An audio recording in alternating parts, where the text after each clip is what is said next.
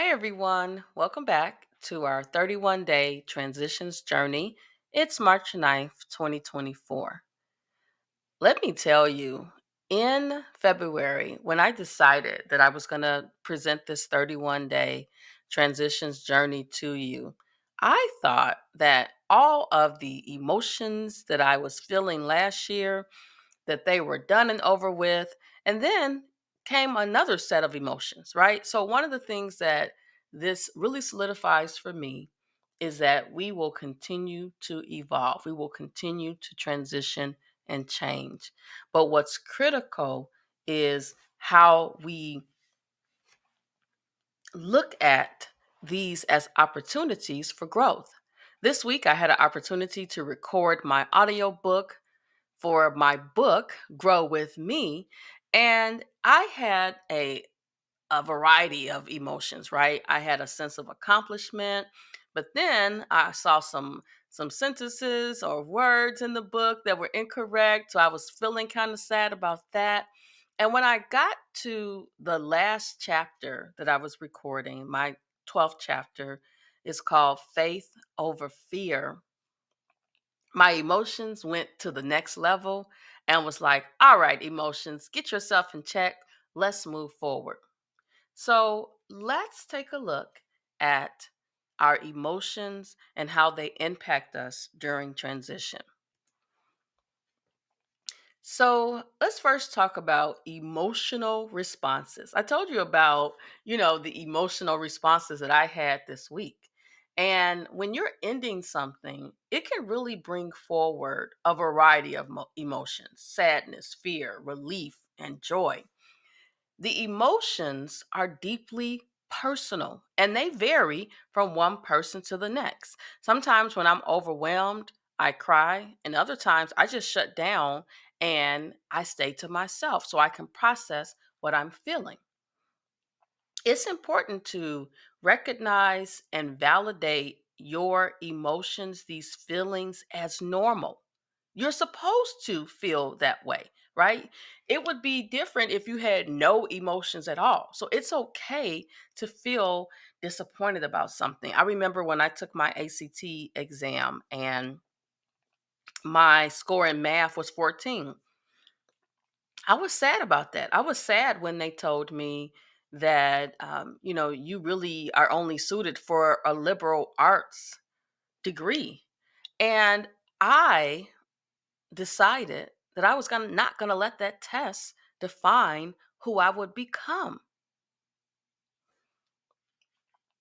Understanding your emotional response can help you navigate them more effectively. That goes back to getting to know yourself. Navigating them more effectively really helps you prevent from being overwhelmed by them. Number two, let's talk about a sense of loss. When we end something, it's often meaning that we're losing something, whether it's a job, a relationship, and the loss can impact who we are. And it can make us feel like we're not stable. It can make us feel empty. It can make us feel disoriented. Just all of these different feelings. Recognizing that those things are a sense of loss is so critical in the healing process. It allows you to mourn, it allows you to adjust to the new reality by acknowledging that something is a loss. And listen, let me just tell you from experience, losses can be good and they can be bad. But when you acknowledge the loss, you can start to reframe your perspective and find ways to integrate in your new life. Number three, resistance to change is a natural tendency that most of us experience. The discomfort of something ending and the uncertainty that the ending can bring can really hold you hostage. This resistance is often rooted in fear of the unknown, fear of failure, fear of losing something or someone, something valuable. Identifying This resistance is the first step into overcoming it. It really challenges us to examine our fears, confront them. Then that's when that resilience kicks in and you become more flexible in the face of change. Number four, while endings can be challenging, whoa, they can also be powerful. Oh my God, I told you that I made some changes last year. I ended some things, and here we are. It's March 9th, and I'm looking back on it and I'm like, girl, what took you so long? Sometimes you got to ask yourself, like, what took you so long to do the things? Or like, it's okay now. You can finally breathe. You're on the other side of it. Each ending brings an opportunity to learn, develop, and embark on the new beginnings. This perspective encourages us to look at the silver linings, right? To seek out new challenges, embrace the possibilities. Oh, the possibilities that lie ahead. And when I tell you that letting go of the thing that I let go of last year, all the possibilities are starting to unfold one after the next. All of the seeds that I planted in the ground, they are harvesting. And thinking about it makes me so emotional because I'm like, you did it. Celebrate those small wins. Seeing an ending as an opportunity rather than a loss can help you transform your experience of change, motivating you to grow and evolve in ways that you never could have ever imagined.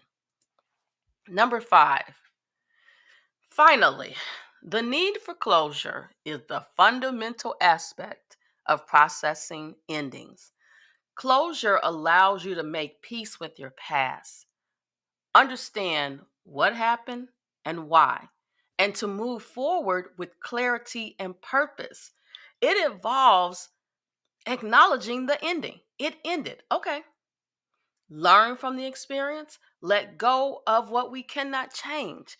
I remember being younger and wanted to do something, and my mother introduced me to the serenity prayer. And it went something like, God grant me the serenity to accept the things I cannot change, courage to change the things I can, and the wisdom to know the difference.